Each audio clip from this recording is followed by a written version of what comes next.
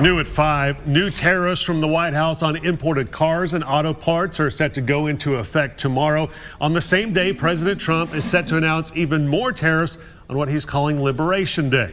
All imported parts and cars will see a 25% tariff, which could impact what you pay for a car and for repairs. Fox 23's Devin Lyon is live in East Tulsa breaking down the changes after hearing from a local expert.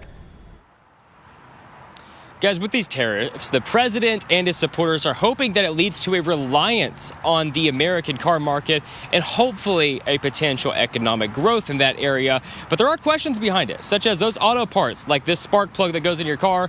Could it cost twice as much than it already does? Or would purchasing a foreign vehicle like a Toyota cost thousands of dollars more than it's currently marked at? I tried tracking down some of the answers to these questions. April 2nd is Liberation Day. Wednesday, the president's 25% tariff on imported vehicles and parts will go into effect. Because it includes parts, your local auto shop and typical American-made brands will also feel some impact, even if it's just a trickle-down effect. So if you're like me and you enjoy working on the engine of your vehicle, it's more of a love-hate relationship actually, but it feels like there's always a part that you need to buy.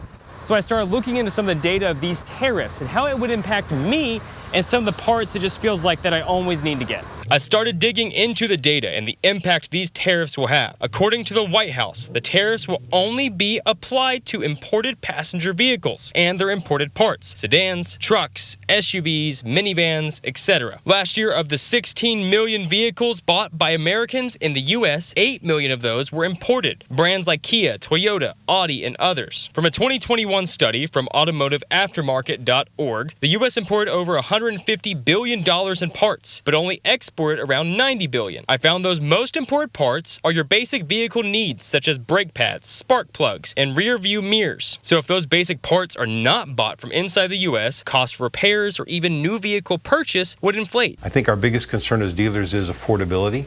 If a tariff is going to increase the price of a new motor vehicle in the U.S., that puts it in a place where customers are challenged to purchase it, that's kind of bad for us. We need to make sure that vehicles stay as affordable as possible for customers. Tom Bloomfield is the Oklahoma director for the National Automotive Dealers Association. He represents Oklahoma auto dealers on a national platform. Obviously, the manufacturers are very concerned. As dealers, we can't really do much about it. I mean, we're kind of a pass-through, so what the price the manufacturer sells us the product, and we have to deal with that. Vehicles that have final assembly in the U.S. would see less impact than those that are fully assembled overseas. That means General Motors, Ford, and even Honda receives final assembly in this country, while Audi, Volvo, Mitsubishi, and Porsche would take the hardest hit with imported parts and imported final assembly.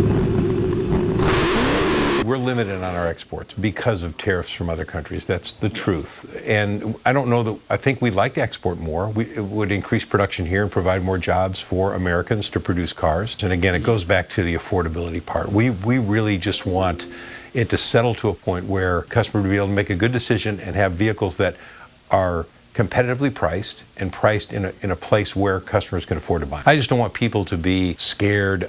People need to buy cars. We need to sell cars and trucks to people. So we just want the market to be, smooth. We don't want any big waves either way.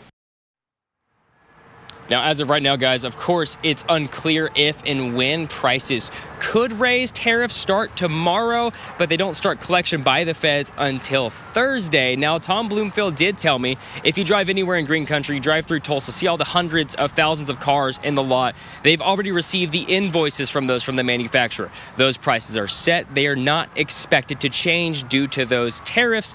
Parts and repairs are another story. Those will depend on the manufacturer and if they're already in this country or not. I'll be putting some of those studies and charts you saw in this piece on this web story on fox23.com within the next hour. Live in East Tulsa, covering news that matters, Devin Lyon, Fox 23 News.